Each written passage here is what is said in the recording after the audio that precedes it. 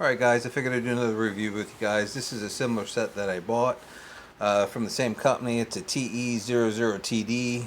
The last set that I did a review on was actually a swivel 5-inch impact set. I wasn't very impressed with it. You can go back and look at the video on there. But going through some of the items they had, I seen these and I was kind of interested in them. I figured I'd see how they would work out. There's not much here that could break other than the socket cracking. Or the anvil down here, cracking as well. For the most part, this particular set goes from 16 all the way up to 24. So we got 16, 17, 18, 19, 21, 22, and 24. So we have no 21 or 23, which isn't a very common size, except for the 23 for the mushroom nuts on a lot of the Chryslers. But this will cover most of your impact needs as far as wheels and stuff like that. They do make a smaller set. I believe it goes from 7 to 15. I don't know what you would use those on. Not something I was really interested in. I just like these because I know a lot of times with my particular impact gun, some of my guns have a little bit of a rake on the handle and they don't hit on the tire, but if I use a big battery, it hits on the tire. Also, if on certain ones like my DeWalt, they're more of a 90-degree on the handle, so the battery gets in the way immediately.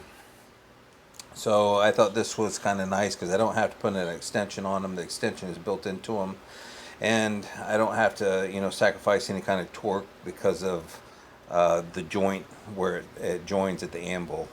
So these particular ones right here, you can't really see down in them. They're about the normal depth of a regular impact socket. They don't go up in here and they're not hollow into the extension, but you can see the extension is actually built onto it like a 2 or 3 inch extension. And this allows me to get into some of the wheels that we use for the dualies and stuff like that. And I don't have to worry about my impact gun hitting on the tire.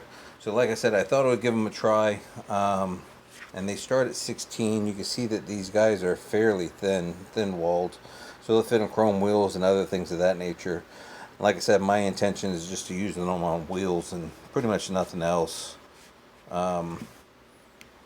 16 is not a very common one. 17 for a lot of German cars. You'll find some 18s on some oddball GM stuff, or if the steel caps that come off, you'll find it'll fit on those as well. Your 19 is pretty common for all your GM, Chrysler, Fords, and everything in that nature. Even some imports use some 19. 21 very common across the board for Asian domestic and everything else. 22, a lot of GMs. Some of the trucks, and 24 you'll find some of the other trucks will have them as well. So I thought this would be a pretty good set. I figured to share it with you. It's actually in an EVA foam case here. I pull it out, it's in yellow, so you got high visibility. I'm not a big EVA foam fan, but this is compact enough that I would put it in my box. And I like yellow for some reason, but I don't like how dirty that it gets. But we'll see how that fares, and see if I change my mind in the future. But I think that pretty much says it all for these. Like I said, the other particular set everybody asked me to review, which was the swivel impact ones. A lot of guys were asking if I would actually impact them and see what it would take to break them. I really don't have any kind of rig set up to really do that. And the other thing is if I was going to do something like that, I wouldn't do it in the 30-day grace period that they give you to return the particular item. I'm not into usually breaking stuff and then returning it, especially if I deliberately break it. I'm not going to return it to Amazon.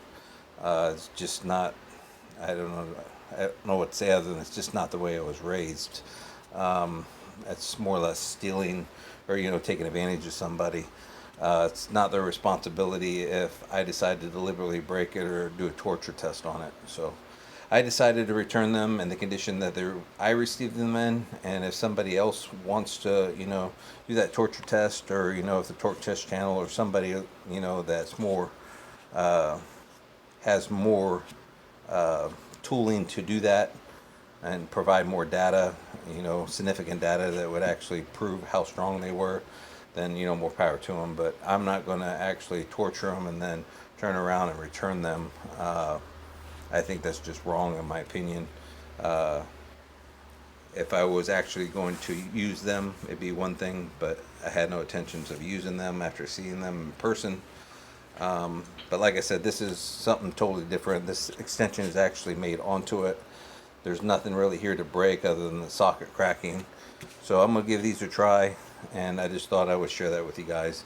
And I thought I'd just cover some of the reasons why I didn't torture test the other ones. So they do have a few other things on the page, like I said. You have to go and check them out on Amazon. But I'm going to give these a try, and I'll let you guys know how they ended up faring and working out for me. That being said, give me a like, share, subscribe, and we will talk to you later.